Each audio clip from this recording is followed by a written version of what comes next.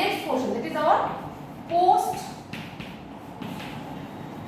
transcriptional modification. Post transcriptional modification. So what is post transcriptional modification? If I draw like this is the DNA. So if I draw, this is the transcript. So this transcript which is synthesized directly from the DNA is called primary transcript. Clear, students? So some modification occurs after transcription within this primary transcript. What happens here? This is, if I draw it like 5 prime to 3 prime, then one cap is added at the 5 prime to prevent the activity of exonuclease or another enzymatic activity. To prevent it, here a cap is added. A 3 prime tail is added. This tail is called your poly A tail. So 5 prime capping. 5 prime capping, it is one modification. Second is what? Your 3 prime poly A tailing. And the most important is your splicing. What is splicing? In these primary RNA transcript, it has been seen there are some coding sequences. These sequences codes and there are some interference sequences. So these coding sequences are also known as exon and these interference sequences are also known as intron. So what is our utility? From this mRNA we have to synthesize the protein by the process translation. So the signal is here in the exon. These are the coding sequences and these are the interference portion. So we have to cleave this interference portion. So this cleavage of these introns and ligation of this exon is known as splicing. So another modification is our splicing. So these are the three main modifications which occurs in the primary transcript. First is your 5 prime capping, then is your 3 prime poly A tailing, and next is your the exons, the introns are cleaved and the exons are ligated. So what happens? So after this post transcriptional modification, the mRNA looks like this. So these are the exons. All the exons, there is no introns and there is 7-methyl guanosine cap at the 5 prime end and there are poly A tail at about 80 to 250 nucleotide, 80 to 250 A tail, added at the 3 prime. So these are the ultimate, after post transcriptional modification, the mRNA looks like this. And this mRNA now is suited for synthesis of our protein. So this is all the post transcriptional modification. So 5 prime capping, 3 prime polyadenal tail, 3 prime poly A tail addition, and introns are cleaved and exons are joined. This process is called splicing. So these are the three main modifications which occurs in the primary transcript of mRNA. Now I will discuss it in detail. First about your 5 prime cap. The cap is made up of 7-methyl guanosine. How this cap is attached? See. So first is your 5 prime capping. To prevent the enzymatic activity, to prevent or exonuclease, they can destroy the mRNA. To prevent it, the 5 prime capping is necessary. How it happens? See. If I draw the primary transcript, then this is our primary transcript. Then first, this is 5 prime end, this triple phosphate is at the 5 prime end and this is the 3 prime end. First, with the enzyme comes, that is our phosphohydrolase. So as the name implies, phosphohydrolase means it cleaves the phosphate groups. So one phosphate is removed. Now it looks like this. Then comes the GTP, guanosine triphosphate, and the enzyme guanylyl hydrolase.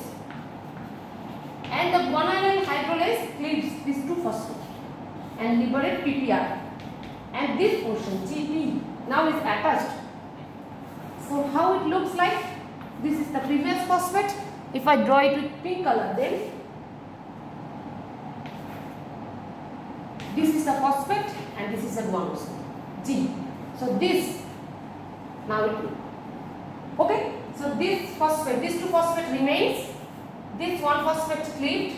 Then guanosine comes and this G and P, these two is attached here. In the next step, what happened? A adenosine methionine. It is a methyl group donor. So it comes is converted to S-adenosine homocysteine. Enzyme is methyl transferase. So what happened? This methionine, this methyl group is attached at the 7th position of the guanine and formation of 7-methyl guanosine. So 7-methyl guanosine. Okay. Then again the enzyme comes and it can again gives a methyl group at the second. Here also one methyl group can attach. So this is the ultimate modification which happens at the 5' end. That is our 7-methyl guanosine cap is attached at the 5'. Clear, students? Now the next step, that is our splicing. What happens in splicing?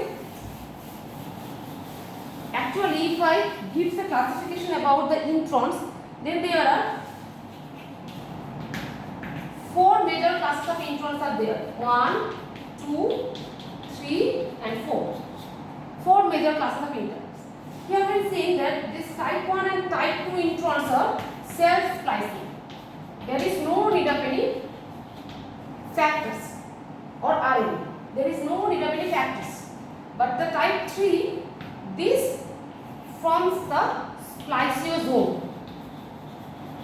So in this spliceosome, small RNAs comes and these are known as SNRs, snRNA, small RNA ribonucleoprotein, SNRs, and these SNRs form the spliceosome and this helps in the splicing of the type 3 introns.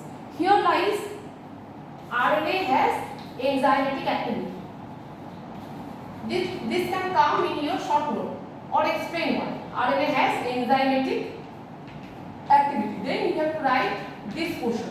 That is, in splicing RNA has role. Here RNA acts as an enzyme that is called ribozyme. Okay. Now, so type 3 introns are splicing. In type 3 introns, the splicing occurs where the SNRT protein and splicing with the help of these two factors. But in type 1 and type 2, there is no factors are necessary. So these are self-splicing. And type 3, here one endonuclease has action. Endonuclease and ATP. These are in action. But here, this type 1 and type 2 introns, there is no factors, no snRNP, no ATP is needed. They are self-splicing. So these are the major types of introns. Now see how this splicing happens. So RNA acts as an enzyme. If this comes as a short note, please write things about your splicing, mainly the SNR and also the type 1 and type 2 where RNA itself acts as an enzyme called ribozyme. Now the slicing of type 1 and type 2. First is your type 1 intron. What happens? See, if I draw it,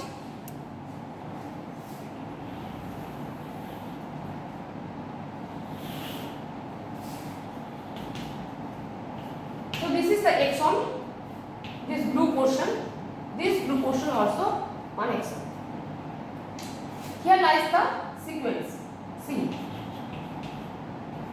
suppose it is U, means uracil, it is adenine, here the phosphate group is there. And here lies U, here also phosphate, and here the group is 1.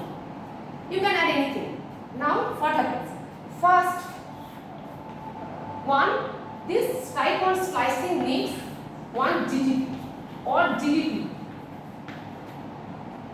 What happens? This GDP or GDP when comes, the hydroxyl group at the 3' position of the guanosine,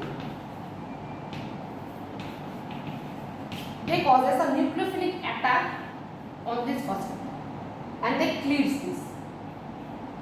Okay, so these here GTP and GDP, these are whether GTP or GDP because the 3' hydroxyl position of the guanosine acts as a nucleophile and it attacks over the phosphorus linkage. So now what happens? See, if I draw the picture like this, then it will happen. So this portion is cleaved. So here lies uracil and OH. This is the first exon, and now this portion, the intron. So here this GTP, it is attached phosphate and adenine, and here the same thing remains. That is your uracil, phosphate and your group. Now this hydroxyl group of this leftover portion, this 3' portion, this hydroxyl group is free. In next reaction, this hydroxyl group acts as a nucleophile and it attacks this phosphate and it cleaves it. So now what happened? This portion, see, this portion is there,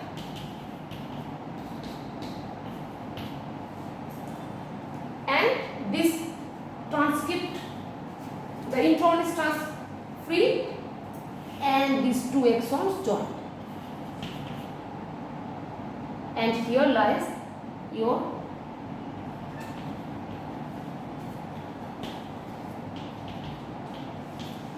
see. So what happened in this side one splicing? First, the 3' hydroxyl group on guanosine nucleotide act as a nucleophile. It attacks this phosphate linkage and it cleaves it. Here, first this portion is cleaved. Here, this portion is cleaved. Next, this hydroxyl group is free. So this hydroxyl group causes one nucleophilic attack over this phosphate. And now these two exons are joined, and this portion, this intron is free. Clear? So this is happening in your type 1 splicing. In type 2 splicing, what happening?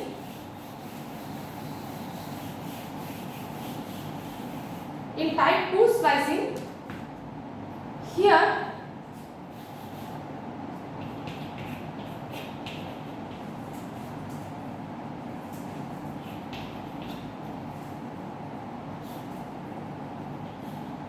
the main thing is same, only in previous thing the 3' hydroxyl group causes the nucleophilic attack. Here the 2' hydroxyl group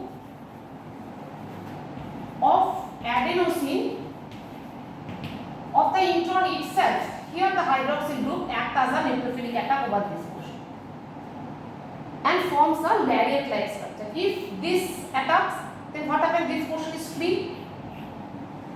Okay, so this forms a lariat-like structure. And the next nucleophilic attacks, again same, this portion, this hydroxyl free hydroxyl cleaves it. So this portion forms a lariat-like structure and these two are joined. So the difference between the type 1 and type 2 is that in type 1, the 3' hydroxyl group of a guanosine residue acts as a nucleophile. But in type 2, the adenosine residue, the 2' hydroxyl group of the adenosine residue of the intron itself acts as a nucleophile. And in type 1 there is no lariat structure, but here one lariat-like structure is formed, and ultimately the intron is cleaved and the exons are joined. And in type 3, what is happening in type 3? In type 3, I have already told the SNRs or small ribonuclear protein comes. They are known as U1, U2, U4, U5, U6. They ultimately comes and forms a spliceosome. And this causes the cleaving of the introns and ultimately the ligation of the exons. And in type 4, what happens? In type 4, it is quite similar with type 1 and type 2, but the difference is that here one endonuclease comes in function, and this endonuclease cleaves the phosphodiesterase bond and with the help of ATP, and then ligase enzyme comes and they join the exons. So these are the splicing of the 4 type of introns. This is the second most important modification. First, this is the major modification which happens in the primary transcript. Now comes the 3' polyA pairing. 3' polyA pairing. So here what happens? See, if I draw the primary transcript like this, this is the primary transcript. This is the DNA and this is the primary transcript. Here one important sequence is there. That is 5' to 3 AAA. This is a consensus sequence. This sequence is present usually, this is the termination site, then this sequence is present at about 30 BP upstream. 30 to 10 to 30 nucleotide upstream this sequence is present. That is your AAU, AAE. If this sequence comes, that means this RNA has to be cleaved at this portion. Otherwise, this RNA will be synthesized and synthesized. This sequence comes means the enzyme, that is our, this enzyme is attached with the carboxy terminal domain of our RNA polymerase II. When this sequence comes, this gives the signal that you have to stop here. Okay, so this is the termination of our transcription. Another sequence is, if I go downstream, then one GC base pair. This is rich sequence occur at about 20 to 40. So if this GC sequence 20 to 40 base pairs upstream, and here it is downstream. So this portion you have to cleave by the endonuclease activity, and this activity lies within the CTD of the carboxy terminal domain of the RNA polymerase. So how the transcription is terminated in eukaryotes?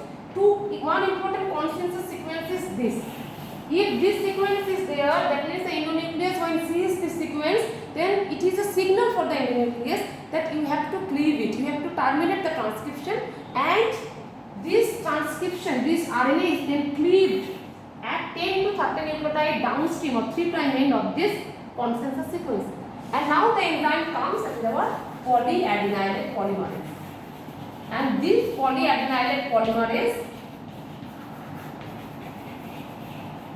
now add 80 to 250 adenine residues at this. Clear? This stage is active. So this is the poly-A tape. So here two enzymes, one is your endonuclease, another is your polyadenylate polymerase. These two comes in action. By this I have completed the post-transcriptional modification. Thank you.